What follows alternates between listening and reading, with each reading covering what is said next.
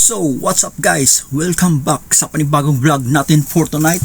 Ngayon dito tayo sa labas ng mall, katabi ng ating trusty electric scooter at naghanda na tayo para umuwi pagkatapos natin mamili. So ayan guys, nilabas ko na muna yung aking face mask at gamit mula sa bag para makapag-prep na bago bumiyahe. Siyempre, pagod din sa pag-ikot sa loob pero masaya dahil nakapamili na tayo ng mga ating mga kailangan. Habang nag-ayos ako ng gamit sa sidewalk, may nakakwentuhan din tayong tropa dito sa labas.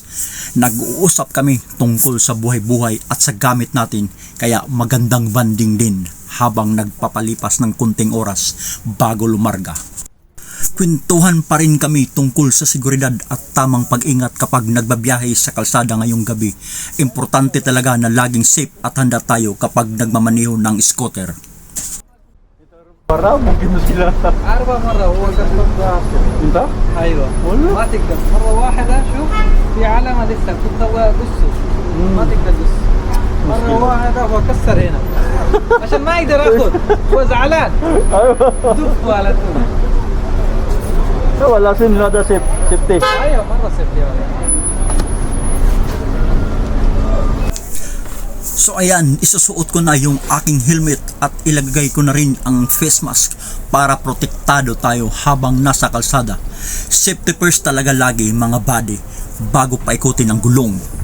At dyan, isinaayos ko na rin yung aking mga plastic shopping bags at nilagay ng maayos sa handlebar para balansehin at hindi makasagabal habang nagmamaniho.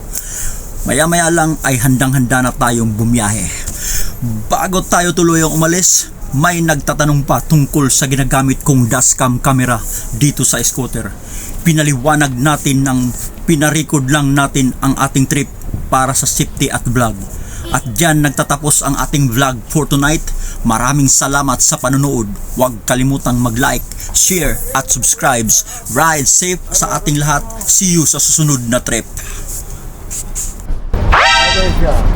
كاميرا داشبورد كاميرا يا بس كم انت رو الحين بالطريق يا هنا شوف انت اونلاين نو بس ريكورد بس يو كوركت